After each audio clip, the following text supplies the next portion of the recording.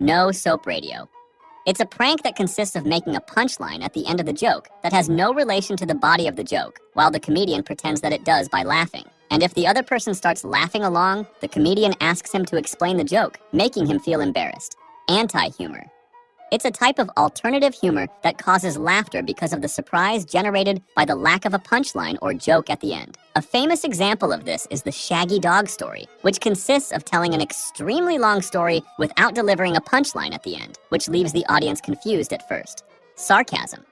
It's characterized by saying something but meaning the opposite in a witty way, and it's usually used to express disdain, mockery, or criticism. It's understood through the tone of voice and the context in which it's used, as focusing only on the actual words may not be sufficient to understand the underlying irony. Sarcasm is mostly used in informal conversations. Slapstick.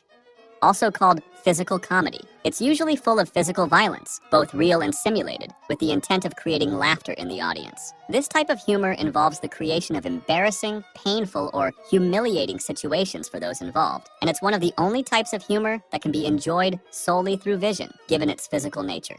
White humor.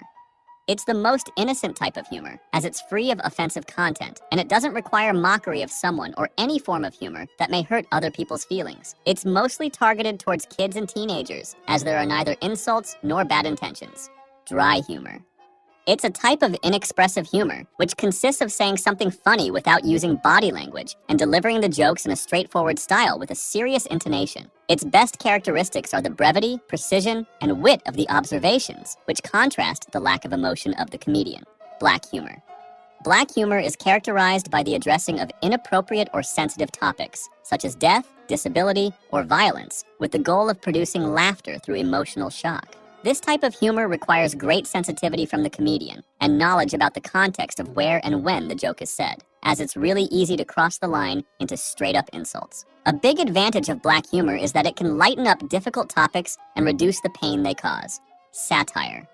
It's the use of humor and exaggeration to criticize and expose a situation, and it's usually used in contemporary politics to explain social injustices through irony. Satire can come from actual disapproval from the comedian, or it can be simply used as a way to have fun. Surreal. It's characterized by its lack of logic and coherence, and it can be one of the hardest types of humor to use, as the comedian needs to find a balance between total nonsense and surreal humor. Green humor. That has a vulgar nature and bad taste, which creates laughter from embarrassment. Of course, the most explicit jokes are targeted towards an adult audience, and it's one of the most universal types of humor, as it can be understood by every social class. Grotesque humor. This one is a visual type of humor, and it's mainly used by cartoons, which can more easily distort and exaggerate characters' features to make them ugly and horrifying. This type of humor invokes many emotions at once, making the audience feel both disgusted and entertained at the same time. Reaffirming and autodestructive. These two are both types of self-irony, but they have different meanings. Reaffirming humor arises from the need to laugh at oneself in a healthy way, especially in adverse situations, to lighten up the mood. Autodestructive humor, on the other hand, is self-deprecation or used as a punishment for oneself, and it can be a sign of low self-esteem. Observational. It's based on common aspects of everyday life, and it's one of the most used types of humor in stand-up comedy. The comedian makes an observation about something that is common enough to be familiar to their audience, but not commonly discussed, usually using phrases such as, "Have you ever noticed that?" Insult comedy.